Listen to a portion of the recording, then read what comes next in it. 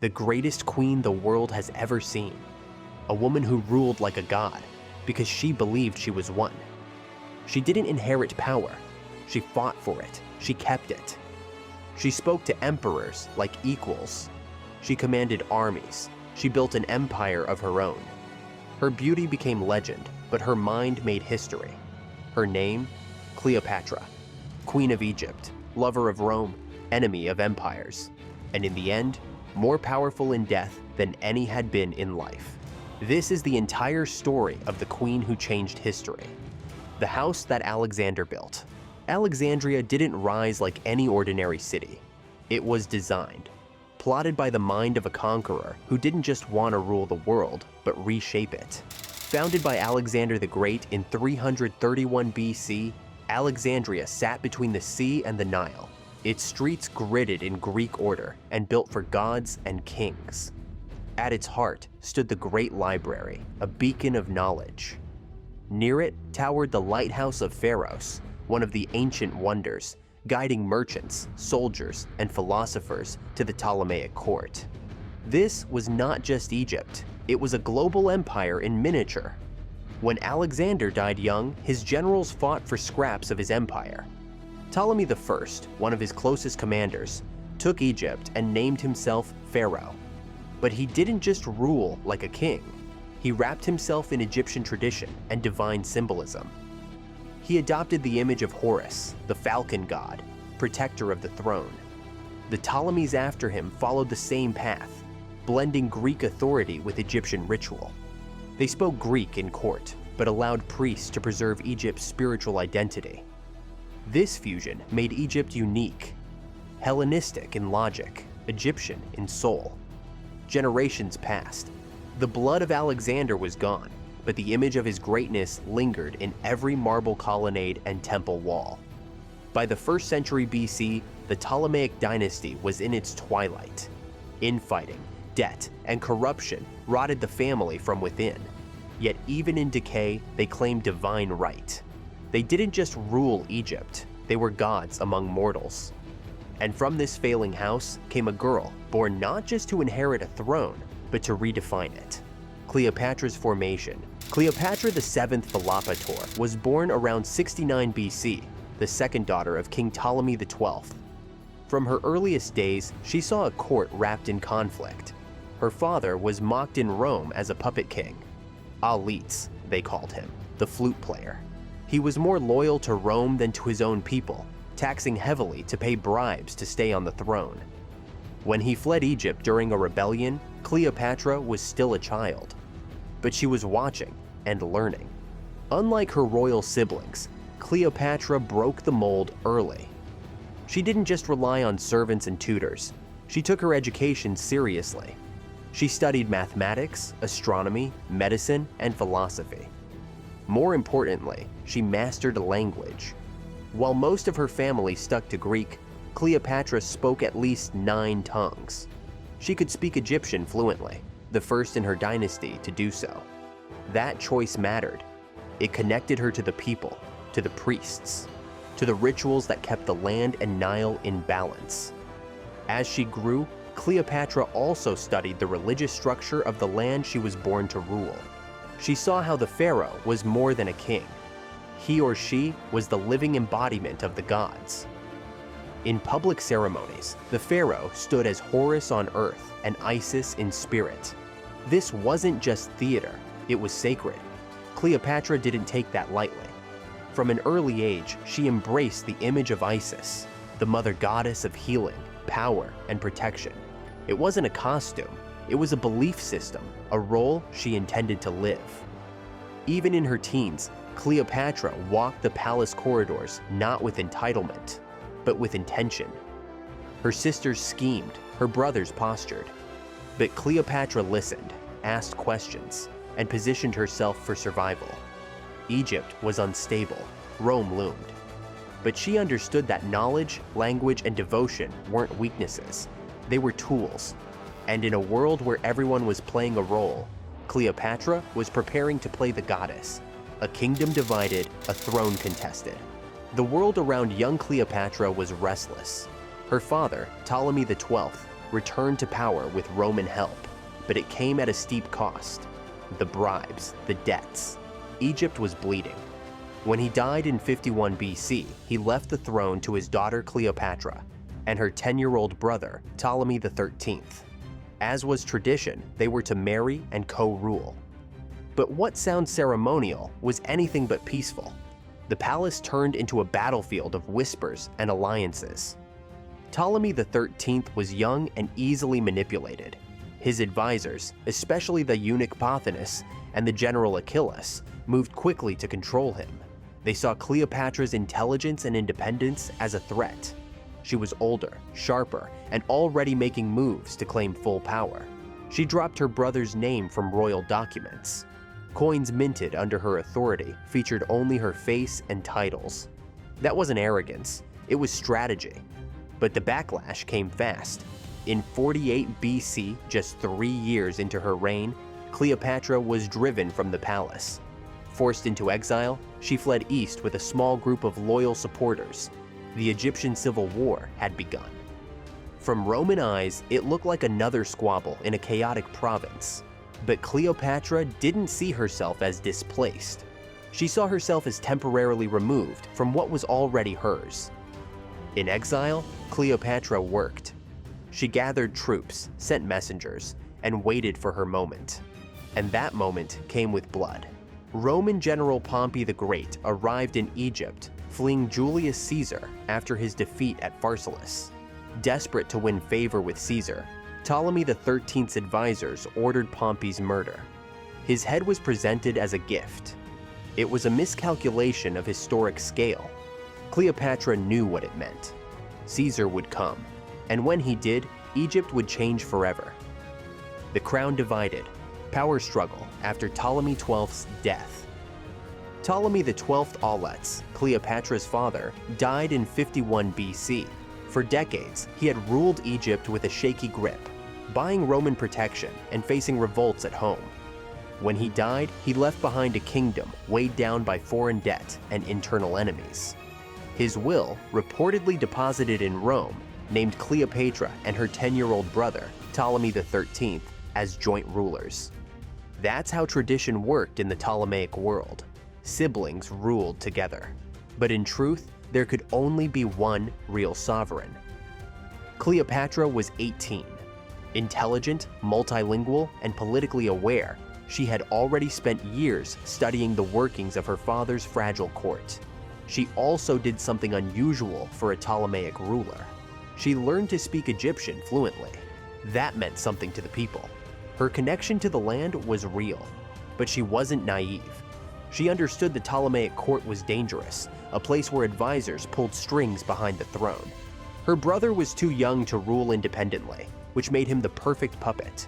The real power in his camp wasn't the boy. It was his inner circle.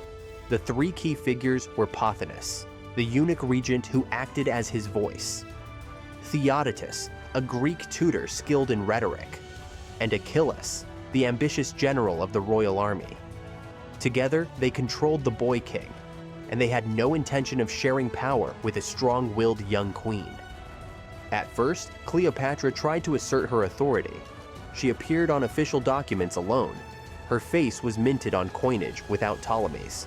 That move made her enemies act faster. Her attempt at sole rule wasn't subtle, and it wasn't tolerated by those who had their own ambitions. Tensions at court grew quickly. Within a year, what had started as a formal joint rule became an open political divide. Cleopatra and Ptolemy XIII co-rule tensions. Cleopatra had experience, but she didn't have the numbers. Ptolemy's camp was better funded, better connected to Rome's interests, and fully embedded in the palace bureaucracy.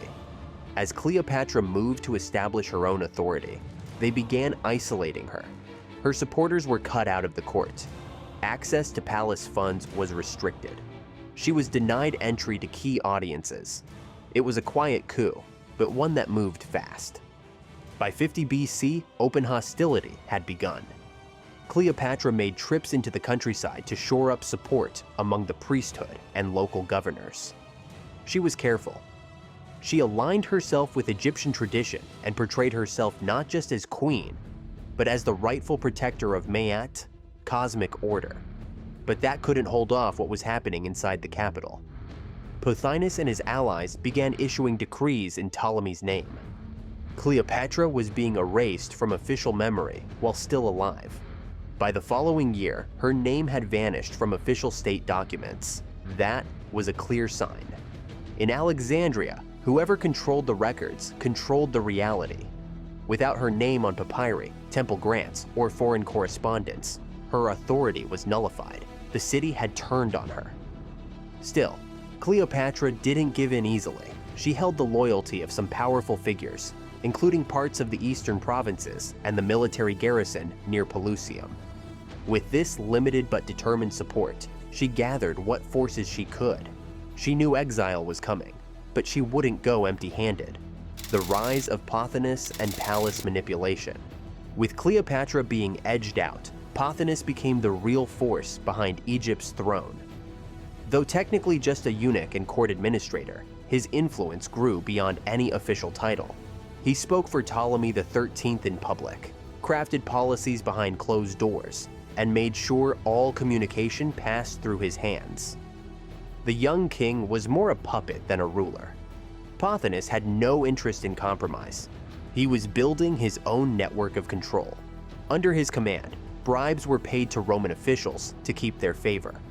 Local elites who had once backed Cleopatra were now threatened, blackmailed, or bought out. Pothinus even reorganized parts of the temple administration to redirect loyalties away from Cleopatra's faction. The palace itself became a spider's web. No one could move without crossing one of his threads. Theodotus, the king's tutor, provided legal justifications for their moves. He argued that Cleopatra's actions had violated the spirit of joint rule.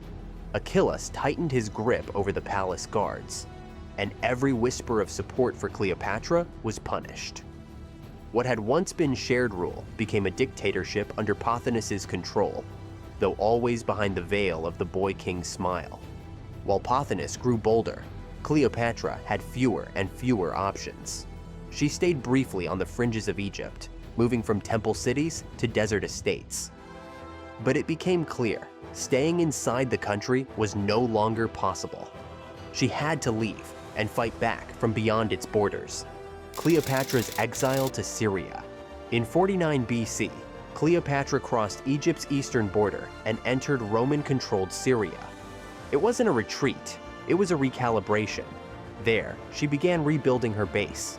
She sent messages to allies in Cyrene, Phoenicia, and parts of southern Syria. The Ptolemies had ruled from these regions before. They understood dynastic politics, and some were still loyal to Cleopatra's bloodline. She secured funding, raised mercenaries, and recruited commanders who had served under her father. Among them were Greeks, Jews, and even displaced Egyptian officers who no longer felt safe under Pothinus. What began as a fragmented court in exile slowly became a mobile war camp. Cleopatra wasn't just surviving, she was preparing to return with strength. Her strategy was careful. She didn't rush back. She built relationships with Roman commanders stationed along the border, testing their loyalty. She monitored trade routes, tracking grain shipments in and out of Alexandria. She made sure that when she did return, it wouldn't be quiet. It would be calculated and forceful. But she wasn't the only one moving behind the scenes. Back in Alexandria, another sibling began to rise, one who would soon change the game. Arsinoe's entry into the fray. Arsinoe IV, Cleopatra's younger sister, had remained quiet during the initial power struggle. She was around 15 years old, young but not blind to the shifting tides. Once Cleopatra was gone, Arsinoe became a useful tool for the Ptolemaic faction still ruling Alexandria. Pothinus saw in her a possible new queen, one who could be molded, then crowned to neutralize Cleopatra's claim. At first, Arsinoe played along. She observed the court, spoke in carefully crafted words, and stayed close to Theodotus. But she wasn't passive. Over time, she started building her own circle of influence. Some of the same officers who had served under Achilles began pledging themselves to her instead. Why? Because Arsinoe offered something Ptolemy didn't: royal blood without the boyish weakness. She soon realized that if she could raise her own claim, separate from her brothers, she might become queen herself. A bold thought, but not impossible. Egypt had seen stranger successions, and with the kingdom divided and Rome distracted, anything seemed possible. Cleopatra had escaped, but Arsinoe was just getting started. Cleopatra's counteroffensive. By early 48 BC, Cleopatra was no longer just an exiled queen. She was a military contender. From her temporary base in Syria, she launched a counteroffensive aimed at reclaiming Egypt. Her army was small but carefully selected. It included skilled Greek mercenaries, desert scouts familiar with Egyptian terrain, and seasoned Roman veterans who had fought under her father. She didn't promise them glory, she promised results, and many followed. She marched west through Gaza and into the northeastern Nile Delta, aiming for Pelusium, the gateway to Egypt.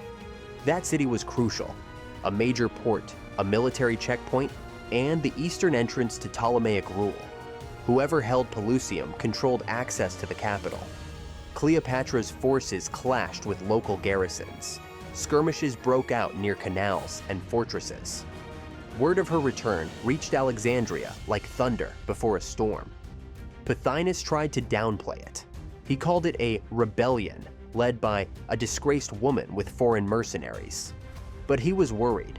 He sent Achilles to reinforce Pelusium. Cleopatra responded by sending envoys to negotiate and gather intelligence. Both sides played for time. But Cleopatra had something more than just military force on her side. She had timing. Across the Mediterranean, Rome was at war with itself. Julius Caesar and Pompey were locked in civil conflict. Cleopatra knew that whichever Roman emerged victorious could decide her fate and Egypt's future. Arsinoe's power grab. As Cleopatra pushed eastward, Arsinoe made her own move. She broke ties with Pothinus and Achilles. Whether she sensed betrayal or ambition, we'll never fully know. But she made it clear she wanted power on her terms. At just 15, she escaped the palace and fled to join Egyptian troops, still loyal to Ptolemaic rule. With help from a breakaway faction, she declared herself queen in opposition to both Ptolemy XIII and Cleopatra. Her announcement split the court again. Some troops backed her outright, others were unsure. But Arsinoe didn't wait. She assumed command, at least in title, over Achilles' army, though tensions between them grew quickly. She issued proclamations, offered rewards to defectors from Cleopatra's forces, and tried to form a court in exile within her own country. She wasn't just a figurehead anymore. She was a rival. That made her dangerous. Cleopatra had expected to face her brother's camp. Now she faced a sister just as determined, just as royal, and just as eager to rule alone. Egypt wasn't divided between two forces. It was being ripped into three, the road to civil war. By the middle of 48 BC, Egypt stood on the brink. The royal family was shattered. Ptolemy XIII remained in Alexandria, controlled by Pothinus and his advisors. Arsinoe controlled parts of the army in the south, having turned on her own handlers, and Cleopatra held the eastern approaches, edging closer to the capital with every week. The people of Egypt were caught in the middle. Some supported Cleopatra, especially in Upper Egypt, where her use of native language and religious symbolism carried weight. Others backed Ptolemy, viewing him as the lawful king. But most were simply afraid. War was coming, and it wasn't just a fight for the crown, it was a fight for Egypt's survival. What happened next didn't come from Egypt at all. Across the sea, Caesar had defeated Pompey at Pharsalus, and Pompey, looking for shelter, was sailing to Alexandria. And when he arrived, everything would change. Enter the Eagle, Pompey's death by Ptolemy's advisors. In the summer of 48 BC, the Roman world watched the showdown between Julius Caesar and Pompey the Great, two of its most powerful men, unfold like a coming storm. After his crushing defeat at the Battle of Pharsalus in Greece, Pompey fled with what little remained of his loyal forces. His destination? Egypt. He believed Egypt, once his ally and still rich in gold and grain, would offer him safety. What he found was betrayal. Ptolemy XIII, the boy king of Egypt, was barely 15. But behind him stood men with ambition far greater than their loyalty. Chief among them were Pothinus, the eunuch regent, Theodotus, his tutor, and Achillas, commander of the army. These advisors saw Pompey's arrival not as a rescue mission, but a threat. Egypt was already torn between Cleopatra and Ptolemy's factions. Taking sides in a Roman civil war was dangerous. But making a bold move that pleased Caesar, that, they thought, was strategy. When Pompey's ship approached the Egyptian coast near Pelusium, a small boat was sent to bring him ashore. On board were a handful of Egyptians and one former Roman officer, Lucius Septimius, someone Pompey believed he could trust. As Pompey stepped into the boat with his wife Cornelia, watching from the deck, he was silent. He wore a plain cloak, no armor. His body carried the weight of defeat, but his mind still held hope. Hope vanished the moment he stepped ashore. Without ceremony, without hesitation, Septimius and the Egyptians drew their daggers. Pompey was stabbed in full view of his ship. His body was left on the beach, head severed as a grim offering. When Cornelia saw the murder unfold, she screamed from the deck, but the wind carried her voice away. The boat returned to sea, and the severed head was packed in a basket. Back in Alexandria, Ptolemy's court presented it to Caesar as a gift, a sign of loyalty, a trophy of victory. But they misjudged Caesar. When he arrived days later and saw what had been done, he didn't praise them. He was silent, and then furious. Pompey had once been his ally, his son-in-law, the man who once shared power with him in Rome. Now he was a mutilated corpse, killed by foreign hands. Julius Caesar's arrival in Egypt. When Caesar landed in Alexandria, he didn't come as a conqueror. He came with just a few thousand men, a small force, more symbolic than strategic. He entered the city not with parades, but with purpose. Egypt was unstable, its monarchy divided between Cleopatra and Ptolemy XIII. Caesar demanded order. He wanted debts repaid, loyalty confirmed, and Roman interests protected. But beneath the political mission was something deeper: control over Egypt's future. The city, though beautiful, was on edge. Streets buzzed with tension. Roman soldiers were watched. Whispers moved quickly. Why is Caesar here? Who rules now? The palace was divided.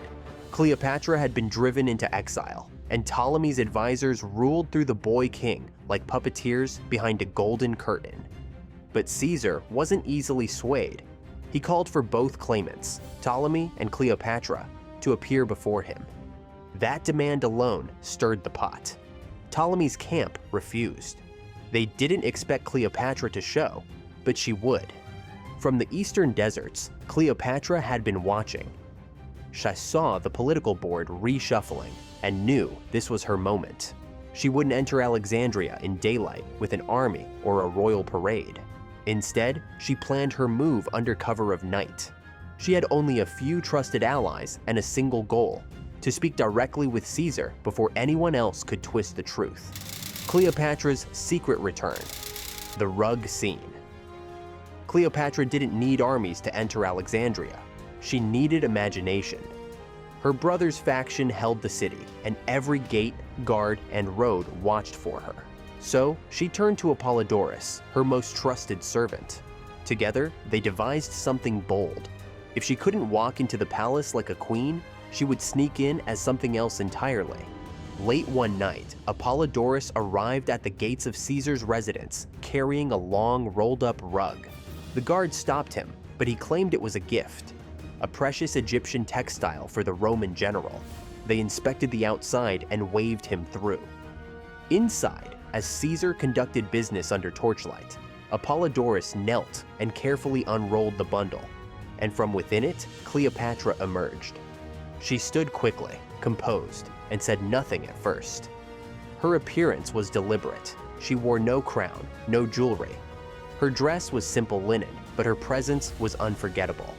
Caesar stared, surprised, curious, and captivated. This wasn't a queen arriving to beg. This was a woman in control of her entrance, seizing the moment, owning the risk. They spoke in private for hours. No one knows exactly what was said, but what mattered is what happened next. Caesar chose her. By morning, the city buzzed with the news. Cleopatra had been received, not arrested, not dismissed. And Ptolemy's camp began to panic. They understood what this meant. Not only had she returned, but she had done so under Caesar's protection. From that moment, Cleopatra and Caesar were allies. She moved into the palace under his guard. Ptolemy XIII was brought to court in chains of diplomacy, outwardly calm, but boiling underneath. His advisors were outraged. Achillas, the military commander, stormed out. The balance of power had shifted, and everyone knew it. But no one yet understood how bloody the next step would be. Siege of Alexandria and Civil War, Part 1. Achillas didn't wait long. Furious at Caesar's open support for Cleopatra, he rallied a force of 20,000 Egyptian soldiers. With them, he marched toward the palace. The Roman garrison, small, tired, and outnumbered, dug in. Caesar had underestimated the backlash. What had been a diplomatic mission turned into a siege. Alexandria's streets became battlegrounds.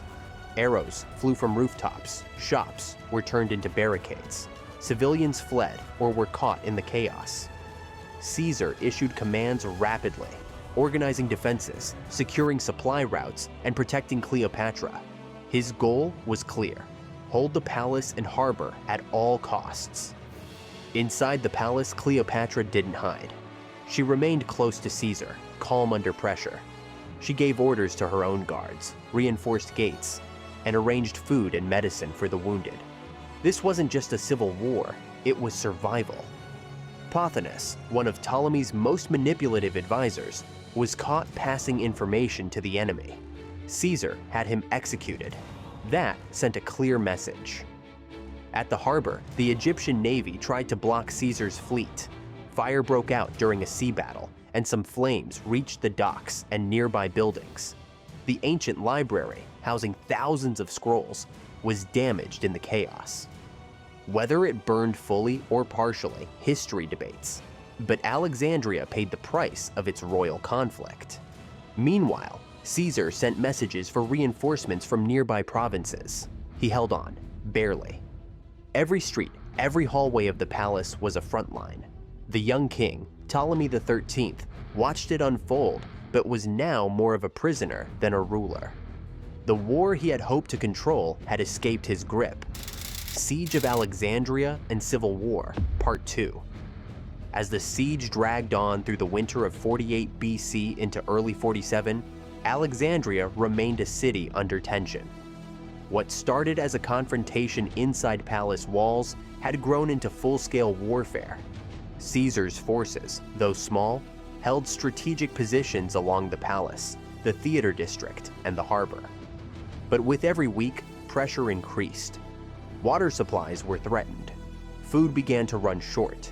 Caesar, despite being the greatest general of his time, was caught in a city he couldn't leave. The Egyptian army under Achillas dug in and gained more ground in the city's outskirts. They sabotaged aqueducts and ambushed Roman supply routes. Tensions among Caesar's officers rose. Morale faltered. Still, the Roman commander didn't retreat. He kept issuing precise orders, reinforcing strongholds, and making sure Cleopatra remained protected. Inside the palace, both Egyptian and Roman staff lived in constant uncertainty. 1 hour might be quiet, the next, under siege. Reinforcements finally came in the spring. A Roman ally, Mithridates of Pergamon, had responded to Caesar's call. He gathered troops from Asia Minor and began marching south through Syria. His forces joined with another Roman detachment and approached Egypt by land. With Caesar's direction, they entered the Nile Delta and began taking territory. The battle for Alexandria reached a new phase. Caesar left the palace to link up with Mithridates' army.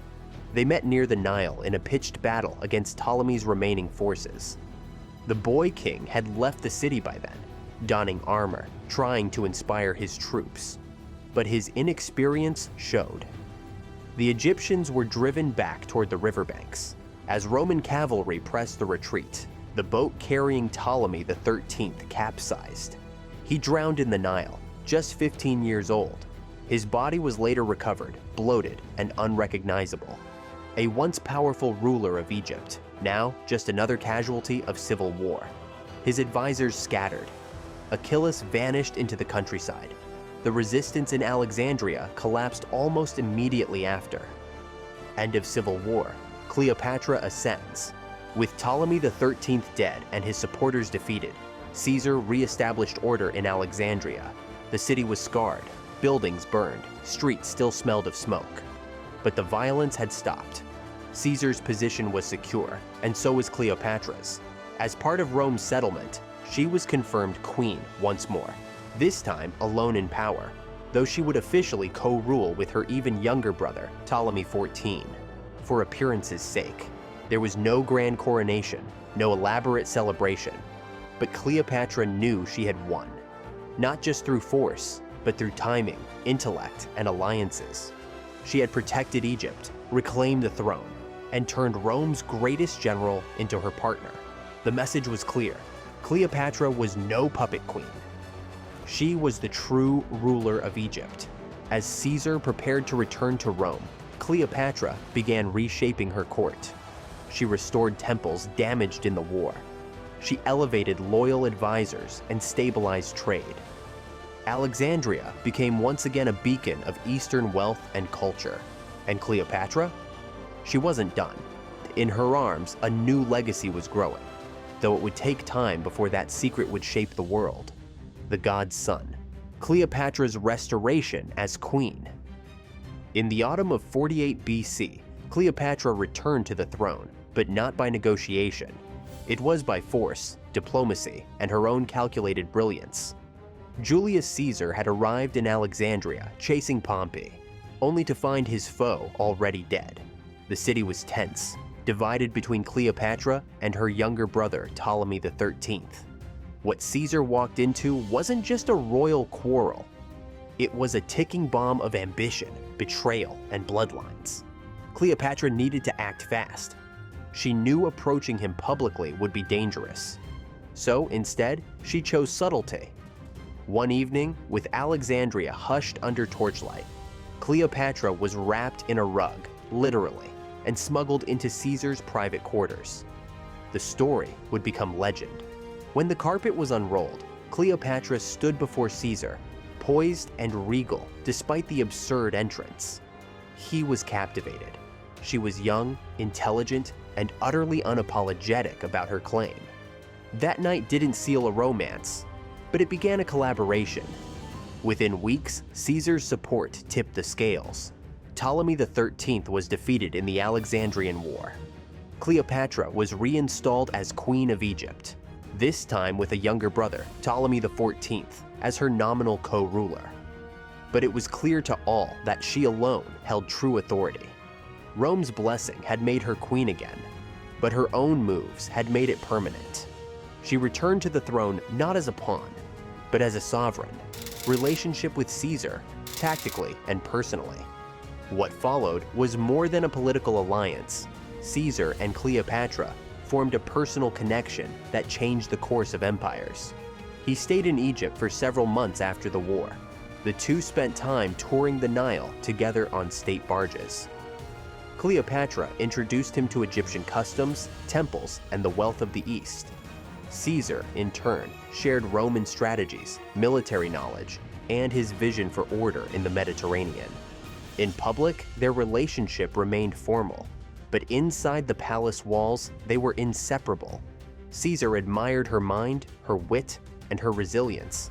Cleopatra saw in Caesar not only a powerful ally, but a man whose reach could secure Egypt's future. Their intimacy deepened. It wasn't about lust alone. It was about ambition, trust, and shared visions. They were two rulers, both molded by conflict and politics, both dreaming of legacy. Caesar respected her autonomy. He didn't try to dominate her court. Instead, he advised, debated, and listened. Cleopatra didn't follow him blindly. She challenged his views, proposed alternatives, and held her own in every conversation. Their partnership was rare, genuine balance in an age of dominance. Birth of Caesarion. In June of 47 BC, Cleopatra gave birth to a son. She named him Ptolemy XV Philopator Caesar, known to history as Caesarion. His name alone was a political statement. Little Caesar. Cleopatra didn't claim it openly at first, but among the court it was understood. Caesar was the father. It was not simply a rumor. The child had his eyes, his shape. And more than that, Caesar did not deny it. For Cleopatra, Caesarion was a living link between Egypt and Rome. He represented legitimacy and future. She held ceremonies in Alexandria honoring his birth. Priests of Isis and Osiris blessed him. Statues were made. Gold coins were minted with his name. She introduced him to the people as both a divine child and royal heir. Caesarion's birth gave Cleopatra more than motherhood. It gave her a claim to legacy. Though Rome was skeptical, Caesar kept close ties. When he returned to Italy, he did not renounce Cleopatra. He even invited her to visit, offering a place in his private villa across the Tiber River. That invitation shocked many in the Senate. Caesar was not only consorting with a foreign queen, he was hosting her in Rome. Cleopatra's visit to Rome and presence at Caesar's villa. In early 46 BC, Cleopatra arrived in Rome with Caesarion. She brought her entourage, royal advisors, servants, and exotic animals. The villa on the Janiculum Hill became a piece of Egypt transplanted to Roman soil. Cleopatra's arrival was a sensation. Roman women whispered about her, senators frowned. Poets wrote verses, some in awe, others in outrage. She did not attend the Senate or speak in public forums, but her presence was known. She walked the gardens. She received visitors privately. Diplomats from the East came to see her. She wore Egyptian dress. She brought priests of Isis. Even though she walked Rome's streets, she never stopped being Queen of Egypt. Caesar hosted her at public banquets. He paraded her with Caesarion at his side. Cleopatra sat on his right, higher than many Roman wives. It was scandalous. Octavia, Brutus, and Cicero disapproved. Yet Caesar didn't waver. He commissioned a golden statue of Cleopatra as Isis and had it installed in the temple of Venus Genetrix. Rome wasn't ready for this display of cross-cultural power. But Cleopatra didn't shrink. She walked Rome with pride. She smiled. She listened. And she planned. She understood that Caesar's protection was a shield, but also temporary. She studied the politics. She noted Octavian's rising influence. She watched how Rome looked at her son. And she wondered, could Caesarion ever be accepted? Caesar's assassination. On the Ides of March, 44 BC, everything changed. Caesar was assassinated by a group of senators who feared he was becoming a king. He was stabbed 23 times in the Senate chamber. News of his death reached Cleopatra quickly. Panic swept her villa. In one day, her protector, ally, and the father of her child was gone. Rome descended into chaos again. For Cleopatra, the danger was immediate. Without Caesar, she was vulnerable. She knew staying in Rome was no longer an option. She made preparations. Within days, she quietly left the city. She took Caesarion and her court and sailed back to Alexandria. There was no grand farewell, only silence and retreat. Back in Egypt, she resumed rule, but everything had changed. Caesar's death meant a new power struggle. Antony, Octavian, the Senate. Each would claim authority. And Cleopatra? She now ruled with a child whose future depended on how she navigated the dangerous years ahead. She held Caesarion in her arms and stared out over the Nile. She whispered, "You are your father's son." And with that, she began writing the next chapter, alone. The Golden Barge. The fallout after Caesar's death. The death of Julius Caesar in 44 BC shook the Roman world to its core. In the Senate chamber, blood still stained the marble when the whispers began spreading across streets, cities, and continents. Caesar had ruled like no other, and now his absence created more than grief. It created a void. Ambitious men rushed to fill it. Soldiers began asking, who do we fight for now? Senators debated legacies more than laws. Rome stood on the edge of another civil war. Mark Antony was one of the first to act. As consul and Caesar's closest ally, he seized Caesar's official documents and leveraged them masterfully. At the funeral, Antony's speech lit the spark. He waved Caesar's bloodied toga in front of the crowd and read the will aloud. When he revealed Caesar had left wealth to the Roman people and named his teenage nephew Octavian as his heir, the mob turned to outrage. They rioted in the streets. The city burned in mourning and fury. Octavian arrived shortly after. Only 19, he was cautious, but no one's fool. He accepted the inheritance, claimed Caesar's name, and began winning over Caesar's veterans. Antony saw him as a boy and underestimated him. That was a mistake. Within months, tensions turned to confrontation. To avoid total war, Antony, Octavian, and Lepidus formed the Second Triumvirate. Rome was sliced into thirds. Antony took the east, rich, strategic, and fragile. There, he needed help, and that meant Cleopatra, the summons to Tarsus. By 41 BC, Antony was consolidating control over the eastern provinces. But the East needed more than military command. It needed money, grain, and political allies. Cleopatra, Queen of Egypt, had all three, but there was tension. After Caesar's death, she had hesitated to pick sides between his supporters and assassins. She was cautious, and now Antony demanded answers. He summoned her to the city of Tarsus in what is now southern Turkey. Not as a guest, but as a subordinate. The expectation was simple. Cleopatra would show up, explain her actions, pledge support, and be dismissed. Many in Antony's camp scoffed at her. They imagined an apologetic woman arriving in silence. But Cleopatra delayed her departure. She sent word she was preparing a suitable reception for a Roman general. She let the court grow impatient. Antony waited, annoyed but curious. And then he heard music. Long before her ship came into view, Tarsus heard it. Pipes and flutes, slow and rhythmic, moved down the river. Then they saw the sails, deep purple, swaying in the wind. Cleopatra's barge cut through the Cydnus River like a vision. Its hull shimmered with gold. The oars moved in perfect rhythm. Incense burned from all corners. This was no royal visit. This was a divine procession. The arrival as Isis incarnate. Cleopatra stood at the heart of the ship, beneath a golden canopy sewn with stars. Her robe was white linen trimmed with silver. Her headdress gleamed with emeralds, and she held a lotus-topped scepter. She wasn't dressed like a queen. She was dressed like the goddess Isis, mother and protector of the Nile. Around her, boys dressed as cherubs fanned her with feathers. Dancers moved in time to the music. Perfume drifted on the breeze. She didn't arrive as a supplicant. She arrived as something greater. The people of Tarsus lined the riverbanks in awe. Some bowed. Others simply watched, struck silent. Antony's officers, who had mocked her just days before, now stared with disbelief. Cleopatra had turned a diplomatic summons into a stage. When she stepped onto the dock, she didn't wait for Antony. She walked forward, confident, timed, controlled.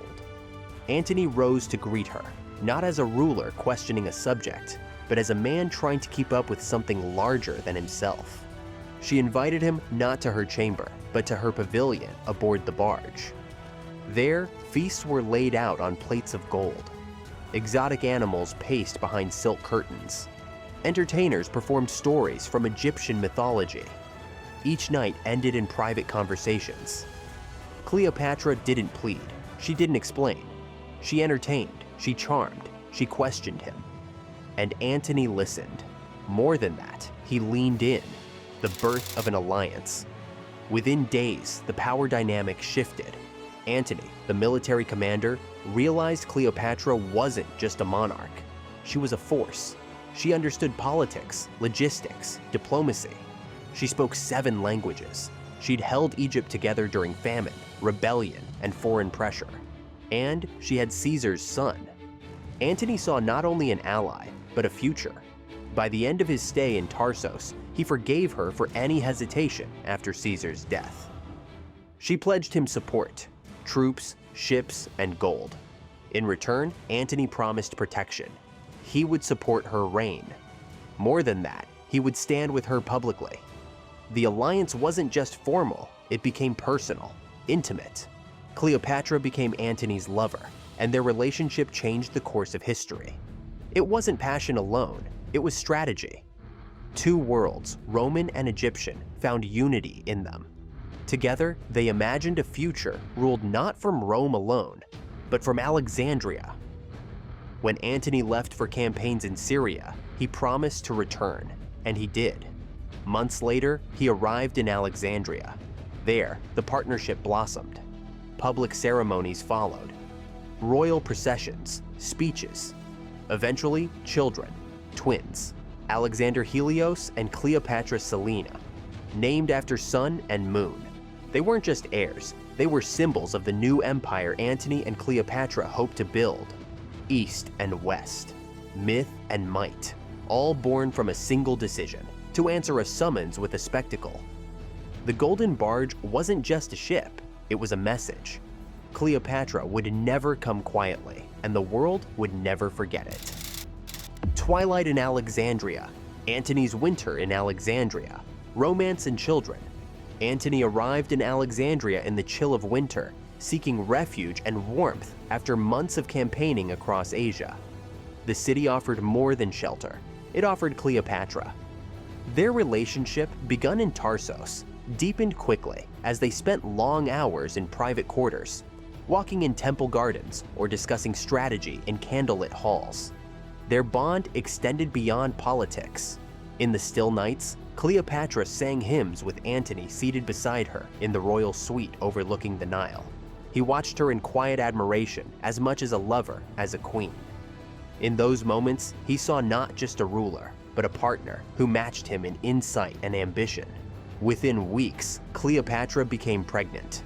Romans and Egyptians alike began to notice that their union was more than a political alliance. It was turning into a family. Antony grew softer in certain ways, protective and tender toward her, yet he did not lose his edge. He continued military planning, cavalry reviews, and fleet inspections, but always returned to Cleopatra's side each evening. Their relationship combined passion and power in a pattern that left little room for separation. Their first child together, twins, were born months later in the royal nursery. Alexander Helios and Cleopatra Selene arrived amid quiet celebration. Cleopatra insisted Antony be present, and he watched each child take their first breath, tears in his eyes. The naming ceremony followed tradition. Alexander was tied to the sun, Selene to the moon. The timing was no accident. The symbolism was deliberate. In their children, the duality of day and night, east and west, Egypt and Rome found union. Antony stood by his children's cradles, visibly moved, while Cleopatra placed them in the arms of temple priests to receive blessings. Their family held promise, personal and political. Despite the joy, winter in Alexandria carried an undercurrent of uncertainty. October was slipping into December, and word of stirrings in Rome cut through their domestic peace. Antony sensed it too. In private moments, he shared concerns with Cleopatra. He spoke of Octavian's growing influence in Italy. He feared the coalition in Rome was shifting. But those moments came at night, in the plush privacy of their chambers, not in the halls of power. During the day, they played roles: parents, rulers, priests to their children. In public, their smiles were genuine. In private, their resolve deepened. Winter in Alexandria was no frivolous idyll. It was a calculated pause, warmth before the storm, unofficial marriage to Cleopatra. By early spring, whispers of an unspoken marriage began circulating among the court. Cleopatra and Antony never held a formal Roman ceremony, but in Alexandria, appearances carried as much weight as documents. They lived as husband and wife, sharing residences, planning together, and presenting themselves as a royal couple in full public view. Guests at royal banquets watched as Antony refused to eat, unless Cleopatra fed him herself. He addressed her not as queen or ally, but as his equal, and she answered in kind. Their actions spoke louder than any formal vow. This arrangement wasn't just romantic, it was strategic. Cleopatra stood to gain a lasting position in Roman eyes by being Antony's consort. Antony found legitimacy in her court traditions and divine symbolism. One morning, historians recount he appeared at a temple ceremony and offered a libation to Isis on Cleopatra's behalf, kneeling before her in front of priests and dignitaries. That moment, public and solemn, felt like marriage. Neither took legal steps in Rome, but Rome noticed. Rumors in the Senate spoke of scandal. Antony was living under the influence of a foreign queen. And Cleopatra had become more than an ally. She had become his wife, for Alexandria, if not for Rome. Despite the Dutch uncertainty, neither tried to reverse it. They met nightly in the private palace quarters, their children in a cradle within earshot. Cleopatra would whisper, "If we are rulers, let us rule as one." Antony would nod, running his finger along the curve of her arm. That intimacy gave Cleopatra new confidence. She wasn't just the queen of Egypt. She had become the consort of Rome's most powerful general. Their unofficial marriage solidified their shared destiny, at least in their minds, and in the minds of Egyptians and Eastern allies. Octavian's reaction.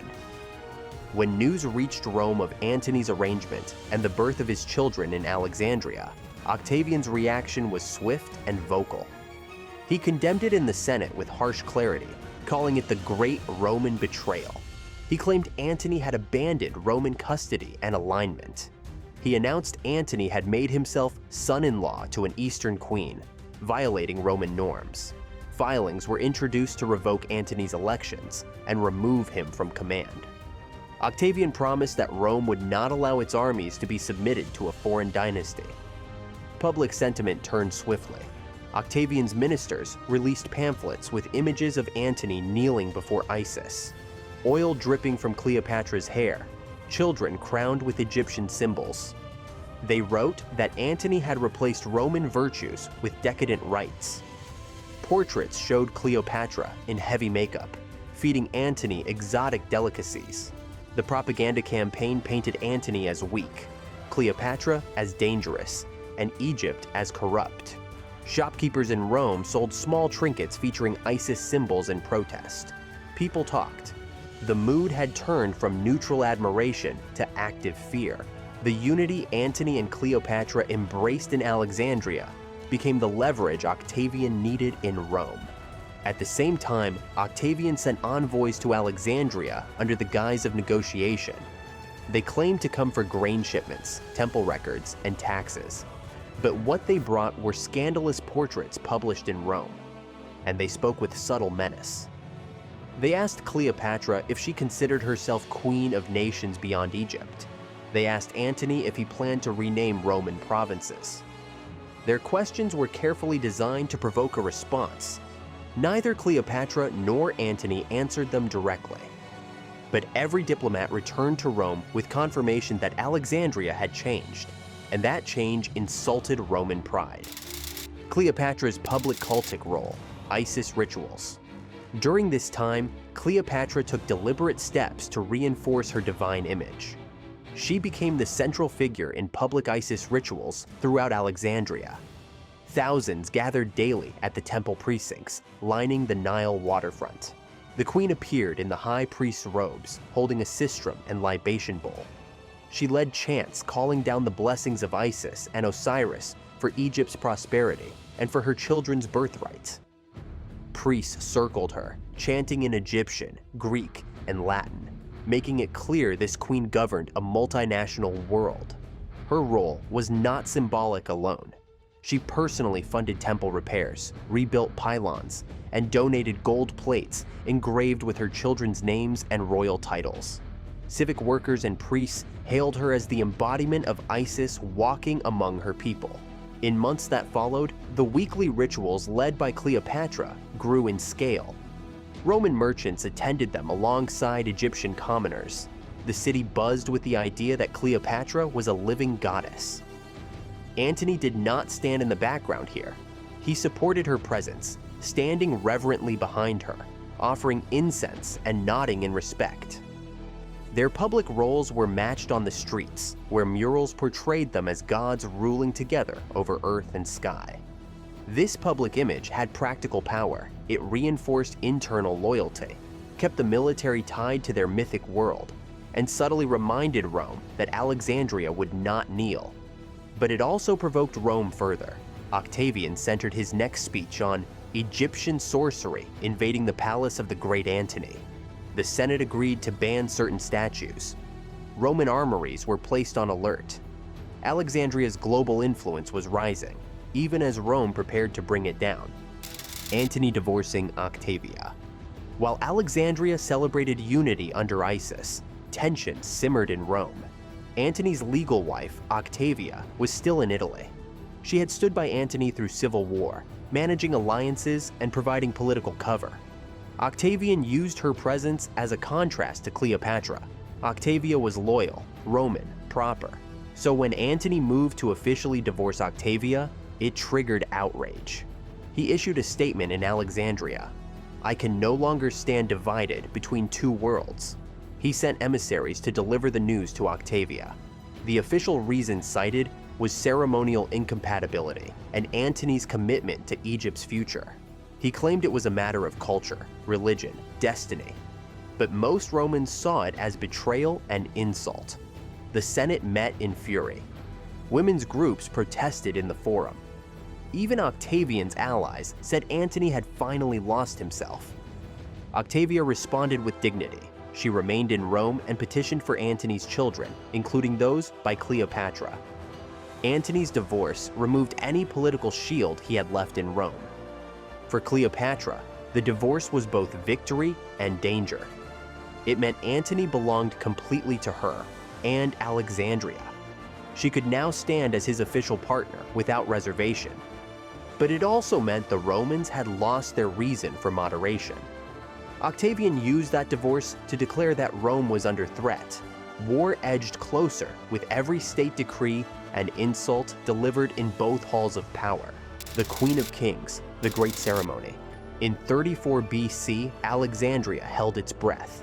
The streets of the city, usually alive with trade and daily rhythms, felt different. Word had spread that Cleopatra and Mark Antony were preparing something monumental. Royal banners fluttered across the main plaza. The Gymnasium, one of the largest open spaces in Alexandria, had been transformed into a ceremonial ground. Trumpets were polished, processions rehearsed.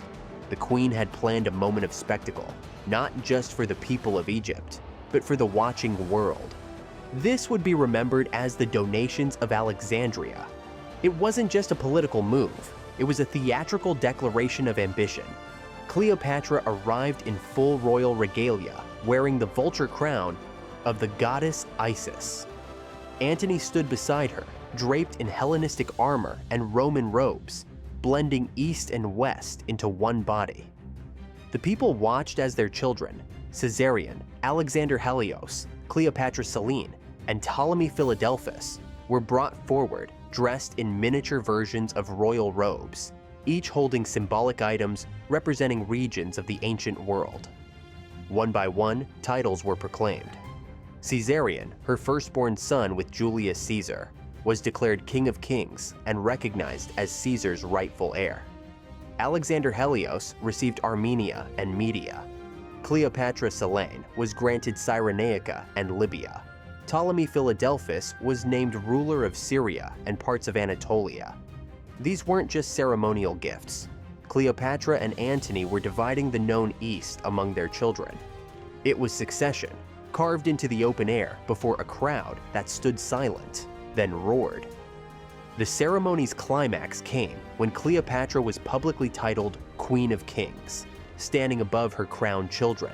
Priests stepped forward to offer traditional blessings. Bards recited verses linking her to Isis and pharaohs of old. The crowd erupted in a mix of awe, loyalty, and confusion. The political message was clear. The future of empire would not be forged in Rome. It would begin in Alexandria. Rome's fury and the rise of Octavian. News of the donations didn't take long to reach Rome, and when it did, it hit like thunder. For the Roman Senate and Octavian, this wasn't just another Eastern royal ceremony, it was sedition. It was a line being crossed. Octavian seized the moment. He painted the ceremony as proof that Antony had gone too far. No longer was this just about a Roman general in love with a foreign queen. This was betrayal. He accused Antony of abandoning Roman interests and bestowing Roman provinces upon foreign heirs. He made copies of Antony's alleged will public. Documents that, true or forged, confirmed fears that Antony wanted to be buried in Alexandria and saw Caesarion, not Octavian, as Caesar's legitimate heir. These revelations spread like wildfire. Roman pride was inflamed. Senators once neutral began to turn against Antony. Merchants worried about trade. Soldiers whispered about their commander's loyalty. Octavian didn't stop at political theater. He launched a propaganda campaign. Images of Cleopatra were circulated across Rome. Paintings, caricatures, stories. She was cast as the villain, a seductress, a witch, a queen who bent Roman power to her will. People were told she used magic. She poisoned Antony's mind. She dreamed of Rome under Egyptian rule. All of it was exaggerated, but it didn't matter. The people believed it. Antony, for his part, tried to respond. He sent envoys back to Rome, insisting his loyalty remained. But his words rang hollow. His absence spoke louder. The more he stayed in Egypt, the more the Roman world saw him as already lost. Cleopatra knew what was coming. War wasn't a possibility anymore. It was a certainty. The vision of empire. Yet even as tensions escalated, Cleopatra remained committed to her vision. Her aim wasn't just survival, it was transformation. She wanted an Eastern empire that could stand equal to Rome, a dynasty rooted in Ptolemaic blood and Hellenistic culture, fused with Roman legitimacy. Her children were not just figureheads, they were symbols of that fusion. She funded temples, held public festivals, and restored old traditions to remind Egyptians of their ancient identity. She also managed logistics, grain distribution, border fortifications, and alliances with client kings. Trade routes were secured. Cities were given tax relief to encourage loyalty. Cleopatra met with foreign dignitaries and generals, forging partnerships where she could. Antony focused on the military. Cleopatra handled the state. Together, they presented a united front, even as cracks began to form behind palace walls. Inside the court, concerns were growing. Cleopatra's advisors worried that Rome's reaction was stronger than expected. Some urged her to distance herself from Antony. Others suggested she step down publicly in favor of Caesarion to save the dynasty. Cleopatra refused. She believed in what they had built. She wouldn't dismantle it now. Antony, for his part, became more isolated. Drinking increased. His speeches turned erratic. He still commanded loyalty, but less confidence. The queen didn't show fear. She tightened the court structure. Priests were given more ceremonial roles. The palace guards were reorganized. Cleopatra began moving sacred objects from temples to her mausoleum, her final contingency. She understood symbolism as well as she understood politics. If the end was near, it would be on her terms, the turning tide. By early 33 BC, preparations for war were no longer concealed. Octavian had consolidated power in Rome. He was gathering legions. The Senate had stripped Antony of his command. Cleopatra and Antony responded by rallying their own forces. They established a joint command, positioning fleets along the Greek coast and stationing land troops across Asia Minor. It was the beginning of a massive buildup, one that would lead to Actium. Before that, though, there were signs of decay. Supplies were harder to manage. Some allies grew hesitant. Cleopatra worked tirelessly to secure logistics. Gold from Egyptian temples was converted to pay troops. Ships were repaired at lightning pace in Alexandria's harbor. Messengers were sent to Syria, Judea, and Cyprus, anywhere that could provide support. But it wasn't just about numbers. Cleopatra knew morale was slipping. Fear crept into the ranks. At the same time, Octavian was preparing something more than war. He was preparing a political show. He wanted to win not just by battle, but by narrative. He declared to the Roman people that the war was not against Antony, but against Cleopatra. That shift in framing was crucial. Romans might hesitate to fight one of their own, but a foreign queen, a seductress threatening Roman values, that they would oppose. Back in Alexandria, Cleopatra began making contingency plans. She oversaw the reinforcement of her mausoleum. She moved treasures into its vaults. She met with her children regularly, preparing them mentally for what might come. Antony, though still active, grew more reckless. His trust shrank to a few commanders. His letters to Rome became defensive, desperate. Cleopatra maintained order, but she could not stop the tide. The calm before the collapse. In the final months before Actium, the atmosphere in Alexandria shifted. Gone were the public spectacles. Gone were the grand announcements. In their place, quiet vigilance. Cleopatra's court focused on intelligence, monitoring troop movements, tracking supply chains, and watching Rome's strategy unfold. At night, Cleopatra walked the palace gardens alone, thinking, praying, listening to reports. The fate of her kingdom now hung on a blade's edge. One evening, she held a private ceremony with the high priests of Isis. It wasn't for show, it was for strength. She asked for a blessing, not for victory, but for clarity. She understood that the gods did not always grant salvation. Sometimes they gave resolve. She emerged from that ritual with a renewed calm. Not because she believed the odds were in her favor, but because she had accepted the burden of her choices. Meanwhile, Antony moved their combined forces to western Greece. Their fleet, large but slower, faced rough seas. Supplies were running thin. Some of Antony's commanders urged him to attack Octavian quickly. Others warned against a sea battle altogether. Cleopatra advised caution, but Antony pressed forward. He believed speed would win the day. He underestimated Octavian's readiness. Back in Alexandria, Cleopatra prepared the city for the worst. Vaults were sealed, food was stockpiled, royal treasures were cataloged, some hidden. She placed trusted guards at key temples. Even in the face of likely defeat, she governed with focus. If Antony lost, she would not surrender in panic. She would move carefully, purposefully. For Cleopatra, the war wasn't just about control of land. It was about control of a legacy, war of the worlds. Tensions between Antony and Octavian. By 34 BC, the alliance that had once held Rome's future in a tight grip was disintegrating. Antony and Octavian, former partners in the Second Triumvirate, were now political enemies preparing for war. Octavian controlled Rome and the western provinces. Antony held the east, with Cleopatra by his side in Alexandria. What began as power sharing had turned into a struggle for dominance. Neither man trusted the other anymore. Octavian knew how to use public perception. He portrayed Antony as a traitor to Rome, seduced by a foreign queen. In truth, Antony was still Roman in law and blood, but he had grown dependent on Egyptian resources, fleets, and wealth. He spent most of his time in the east, raising children with Cleopatra and issuing commands from her palace. To Roman senators, that didn't look like duty. It looked like defection. The divide wasn't just political, it was cultural. Octavian lived and breathed Roman tradition, discipline, and conservative values. Antony had embraced the East, its luxuries, its rituals, and its foreign queen. That made Octavian's job easy. He spread rumors through Rome's streets and Senate halls. Antony was no longer a Roman general, he was Cleopatra's puppet. the city listened, and it turned against Antony. The donations of Alexandria. Then came the moment that changed everything.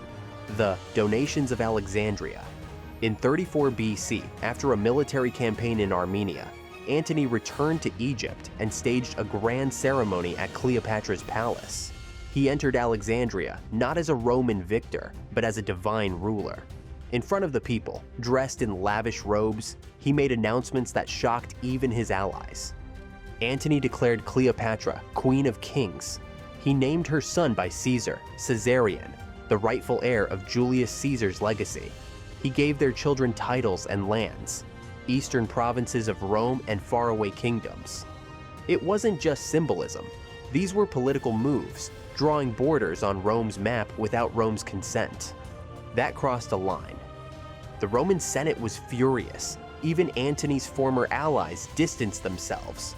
Cleopatra stood beside him during the entire event. She wore the crown of Isis. She sat on a golden throne. Their children, dressed like monarchs, watched from a raised platform.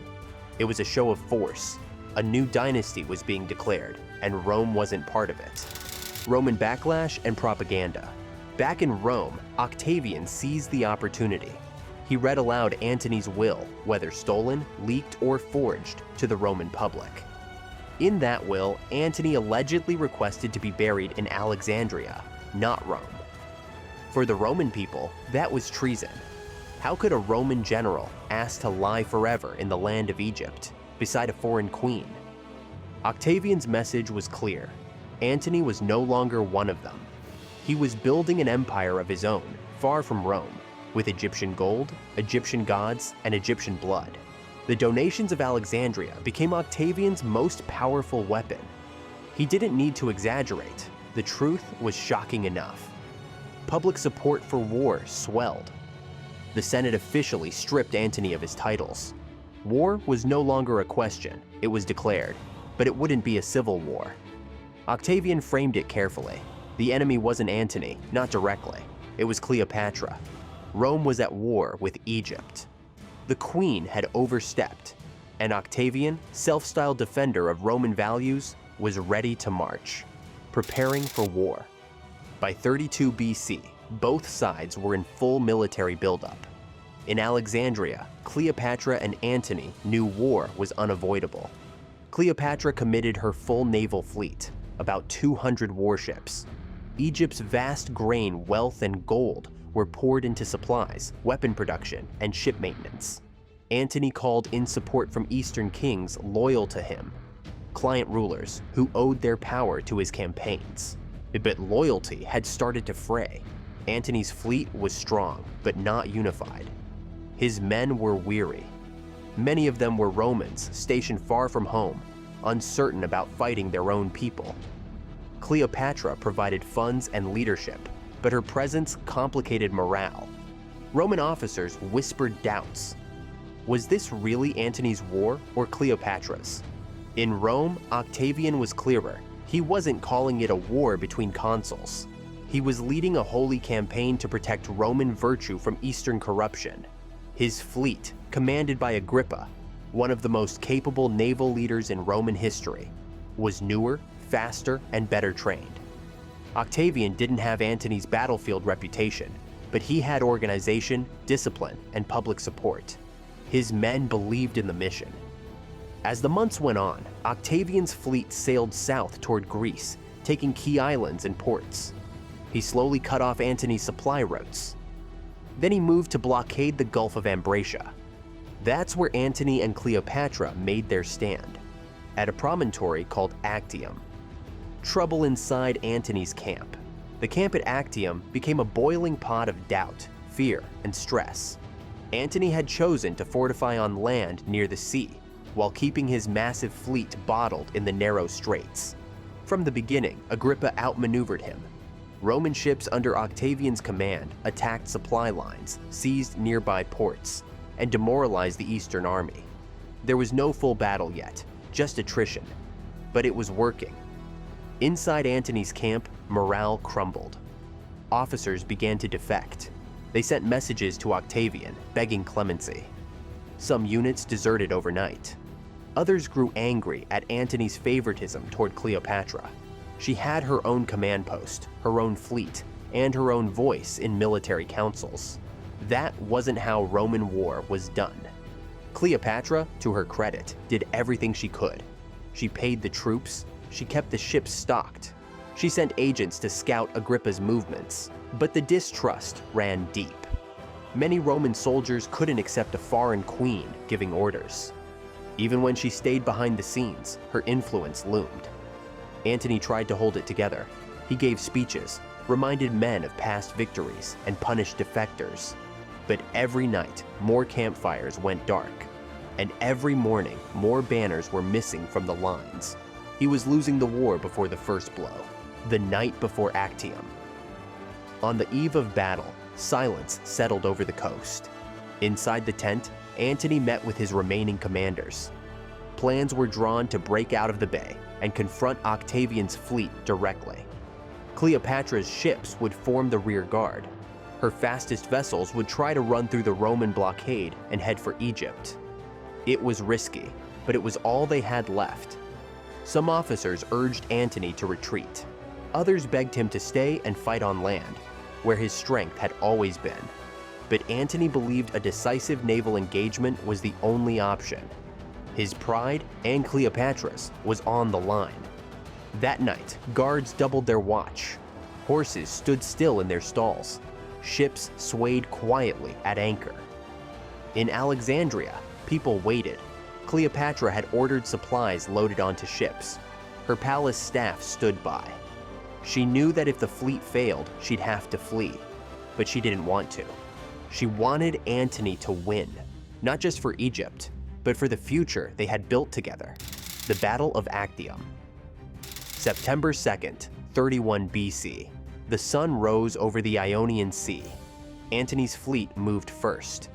Over 200 ships emerged from the narrow harbor at Actium, each one packed with soldiers and rowers. Cleopatra's own squadron, sleek, fast vessels armed for speed, was positioned in the rear. They weren't built for heavy combat, they were built to escape. Across the water, Octavian's navy waited. Agrippa had organized his fleet into tight formations, using lighter Liburnian ships with superior maneuverability. The battle began with standard Roman tactics, direct assault, ship to ship. But Antony's heavy vessels struggled to keep pace. They were large, powerful, but slow, and they couldn't catch the faster enemy ships. As fighting intensified, confusion spread. Signals were missed. Fires broke out on deck. Antony tried to turn the tide by charging the Roman center. At first, it seemed to work. His ships collided with Agrippa's line, driving wedges between enemy squadrons. But Octavian's fleet closed around them. They trapped Antony's ships in tight clusters, forcing them to fight at awkward angles. Then it happened. Cleopatra's squadron, held in reserve, turned and fled. She gave the signal and broke through the western flank. Her ships sailed south, heading for open water. Some say Antony hesitated, some say he didn't. Either way, within moments, he abandoned the command ship and followed her. He left the battle behind, collapse and flight. Without leadership, Antony's fleet broke apart. Some captains tried to keep fighting, others surrendered immediately. Several ships were burned or boarded. The Roman standard was raised over the water. Actium was lost. Cleopatra and Antony escaped, but their future had already sunk with their fleet. Back in Alexandria, panic spread quickly. The queen and her lover had returned, but the war was over. Egypt's treasury was nearly drained. Grain exports stalled. Trade routes collapsed. Cleopatra tried to project strength. She staged rituals, met with loyal advisors, and claimed the battle was a strategic retreat. But her people knew the truth. Octavian took his time. He didn't rush to invade. He allowed the news of Antony's defeat to travel across the Mediterranean. One by one, Eastern client kings defected. Local rulers, who had once sworn loyalty to Cleopatra, now sent messages to Rome. They were ready to switch sides. Inside the palace, Cleopatra began preparing for a final stand. She strengthened Alexandria's defenses. She fortified the palace compound. She stored treasure, cataloged artifacts, and made plans for Caesarion's protection. But she knew, deep down, that the war was lost. Consequences and the fall of a world.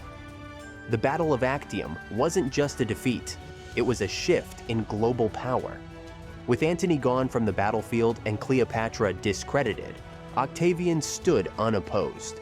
Rome no longer had rivals in the east. The dream of an independent Egyptian dynasty ended in the wake of sails and smoke. In the Roman Senate, Octavian's name became sacred. He was hailed as savior of the Republic, though the Republic itself would soon die. This victory marked the beginning of the Roman Empire. In time, Octavian would become Augustus, the first emperor in name, not just power. But in Alexandria, the queen remained. Her people still looked to her for guidance. She had one final role to play. Her reign wasn't over, not yet. That, however, belonged to the final chapter. Ashes of Empire, the fall of a general. The days following the defeat at Actium were quiet, but not peaceful. Mark Antony and Cleopatra had returned to Alexandria in silence, bringing with them the weight of a failed war. Their grand vision for a new empire, ruled by gods, built on legacy, was gone.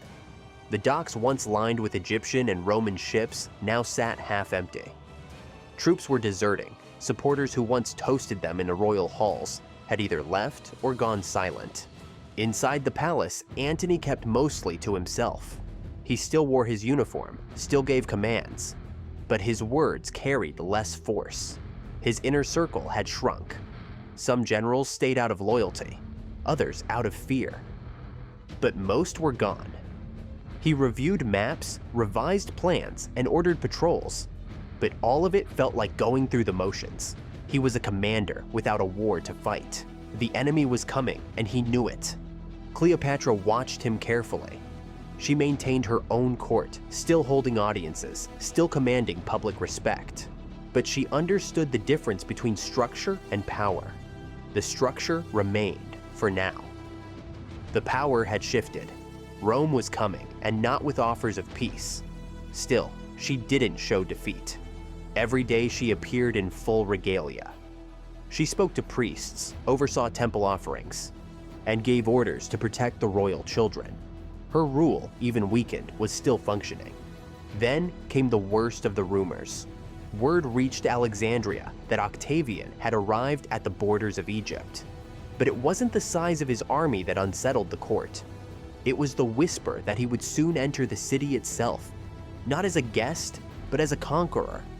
With no army left to stop him, Antony tried to rally what forces he could. He spoke to his remaining officers and tried to prepare a final defense of Alexandria. But it was too late. His troops knew the truth. They weren't marching to war. They were standing in the shadow of an ending. The sword falls. One morning, Antony received a report that changed everything. A messenger arrived breathless, claiming that Cleopatra had died by suicide inside her tomb. The mausoleum had been sealed. The guards had been dismissed. There were no sounds from within. To Antony, that was enough. He didn't ask for confirmation. He believed it. And in that belief, his last reason to fight was gone. He retreated into his quarters. There, among the stone walls and scattered armor, he gave final orders to his servant Eros, a man who had been with him for years. Antony asked Eros to kill him, to spare him from being taken alive. But Eros couldn't do it. Instead, the servant took his own life, collapsing at Antony's feet. Left with no other option, Antony took his sword and drove it into his own stomach. The wound wasn't instantly fatal. Bleeding and in agony, he collapsed. But even in those final moments, he asked to be taken to Cleopatra. He wanted to die beside her, to see her one last time. Servants rushed to the mausoleum and cried through the sealed doors. Cleopatra was alive. The report of her death had been false, perhaps spread intentionally, perhaps misunderstood. Hearing Antony's condition, she ordered that he be lifted up through a small opening in the roof. He was carried into the tomb, his body limp, his breath fading. Cleopatra held him in her arms, his armor stained with blood, his face pale. He whispered to her with what strength he had left. According to some later accounts, he told her not to mourn, but to find a way to survive. Then he died in her embrace, inside the tomb she had prepared for herself. The last Roman general to challenge Octavian had fallen, not in battle, but in despair. Octavian enters Alexandria. By the time Octavian arrived at the gates of Alexandria, resistance had mostly dissolved. The people had no will for war. The city opened to him not with celebration, but with quiet compliance. Octavian entered calmly, with order. There were no riots, no fire, no grand announcement. Rome had won, and everyone understood what that meant. Egypt was no longer a partner, it was a prize. Octavian's first concern was not the city itself, but Cleopatra. He sent soldiers to locate her immediately. She had retreated to her mausoleum, sealing herself inside after Antony's death. When his men arrived, she refused to leave. They were ordered not to harm her, but to make sure she stayed alive. She had become a political figure too important to lose suddenly. Octavian needed her, for now. Eventually, Octavian arranged a private meeting. Cleopatra agreed. Dressed in a simple robe, she was escorted into a guarded chamber. There, she stood before the man who had destroyed her world. Octavian was calm, formal, and brief. He did not mock her. He did not insult her. He spoke in the tone of a man who already owned everything. Cleopatra tried to speak carefully. She asked about her children. She asked about the fate of Caesarion. She asked if Rome would allow any future for her dynasty. Octavian offered nothing solid in return. Cleopatra understood.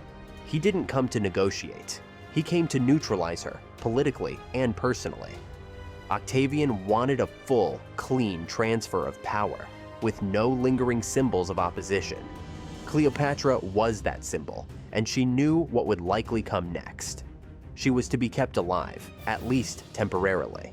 The people would be told she was under Roman protection, but Cleopatra understood that protection was only a temporary illusion. Final movements of power. In the days that followed, Octavian began taking control of Egypt's systems. He installed Roman administrators in key posts. The temples were placed under careful oversight. The treasury was emptied and cataloged. Roman flags appeared above government buildings. The last native dynasty of Egypt, after nearly 300 years under the Ptolemies, had ended not with a coup or revolution, but with surrender. Inside the palace, Cleopatra remained under guard. Her movements were watched, her conversations limited. Even her food was inspected. But she still found ways to act. She wrote letters. She sent messages to the priests of Isis. She quietly arranged the handling of her personal artifacts. She refused to be treated as a prisoner. She acted like a queen until the very end, even when she no longer held a throne. Octavian continued planning his return to Rome. He wanted a triumph, one that would show the people that he had defeated Egypt not just militarily, but culturally. Some in his circle began discussing the possibility of bringing Cleopatra back to Rome alive. She would be marched through the city in chains, just as other foreign rulers had been paraded before. It would be a public display of Rome's dominance over the East. But Cleopatra had heard such plans before. She knew what Roman triumphs meant. She had seen the fates of other defeated rulers, dragged through streets, mocked by crowds, and then executed after the applause faded. That fate she would not accept. She remained outwardly calm, but privately, she began preparing something else. She would not be anyone's trophy. Death of a goddess, the final ritual. Cleopatra, the seventh Philopater, stood in the twilight of her reign, but her composure never broke. Within the sealed walls of her mausoleum, she knew her choices had narrowed to one. Octavian now controlled Egypt in full.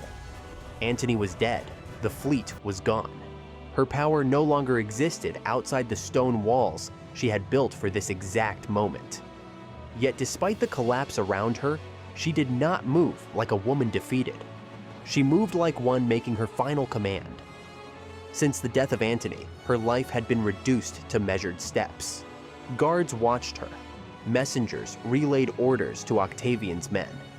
Even her meals were inspected, but within her chamber, she still retained control over her person, her image, and her death. She gave instructions to her most trusted handmaidens, Charmian and Iris. Without fear, without hesitation, she spoke calmly, with the same tone she once used in court, as if planning a banquet or a diplomatic gift. She dressed herself in royal robes, dyed crimson and gold. Around her arms, she wore the sacred bangles of Isis. On her head, a modest diadem.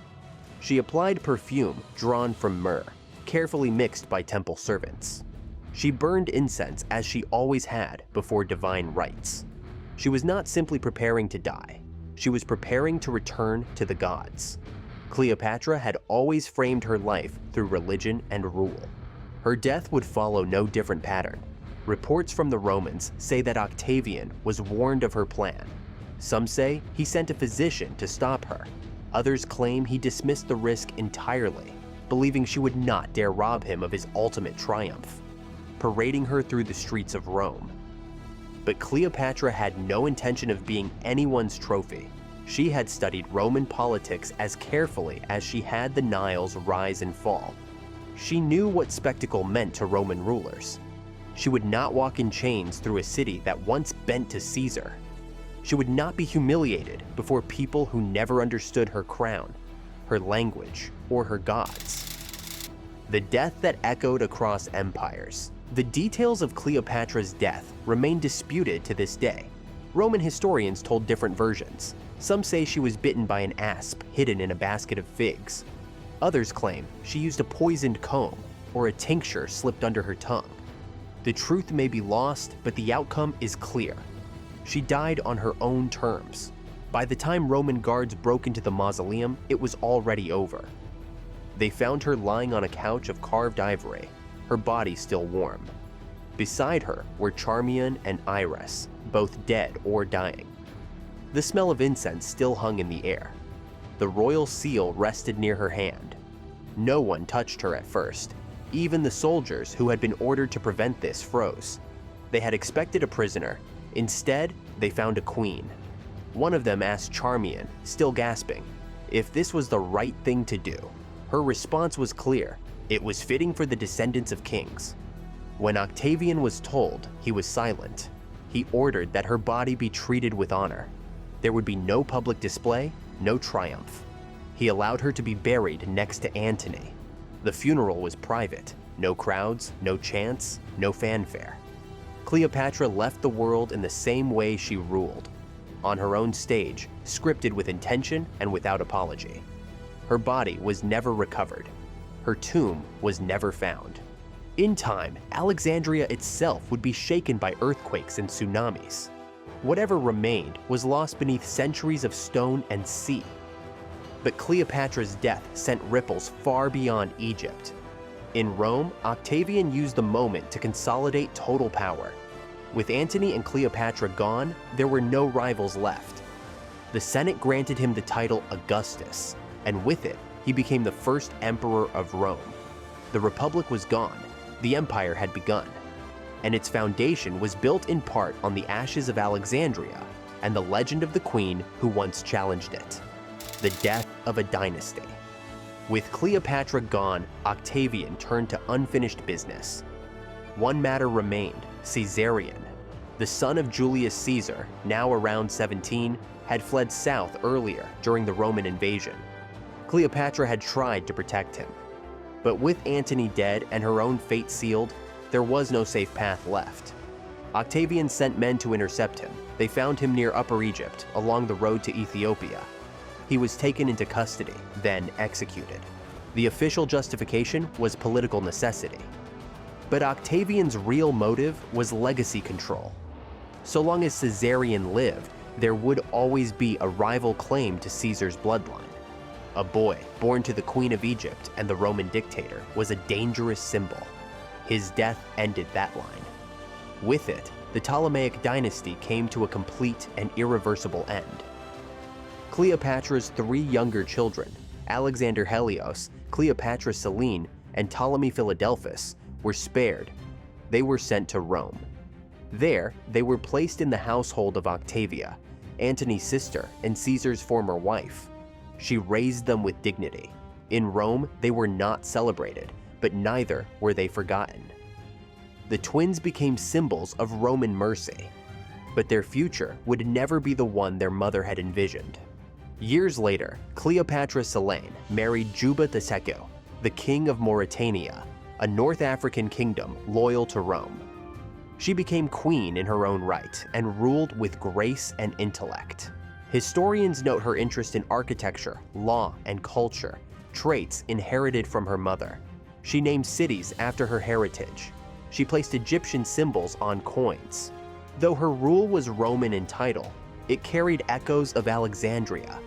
Through her, Cleopatra's bloodline lived on quietly, far from the banks of the Nile. The immortal image. In the centuries that followed, Cleopatra's memory refused to fade. Roman poets like Virgil and Horace twisted her into a villain, a seductive threat to the purity of Roman order. Christian writers cast her as immoral, a cautionary tale of pride. Arab historians debated her wisdom. Renaissance painters romanticized her beauty. Playwrights reimagined her story, often placing love above politics. Hollywood would one day turn her into an icon, draped in gold and eyeliner, staring across giant sets meant to mimic ancient glory. But beneath every reinvention was a core that never changed. Cleopatra was a ruler. She was educated, fluent in many languages, skilled in diplomacy, strategy, and ceremony. She was the only Ptolemaic monarch who spoke Egyptian fluently. She funded libraries, honored temples, and restored cities. She navigated two of the most powerful men in Roman history, Caesar and Antony, not just through romance, but through negotiation, alignment, and ambition. More than anything, she understood image. She knew how to present herself to priests, generals, crowds, and gods. When she walked into a room, she carried centuries of tradition in her posture. And when she died, she did not vanish in disgrace. She exited as she had lived, commanding her destiny, her voice, and her legacy. Today, her face remains on ancient coins found in markets and museums. Her story lives in books, films, and classrooms. Her power lingers in conversations about gender, politics, culture, and empire. Cleopatra ruled for 22 years.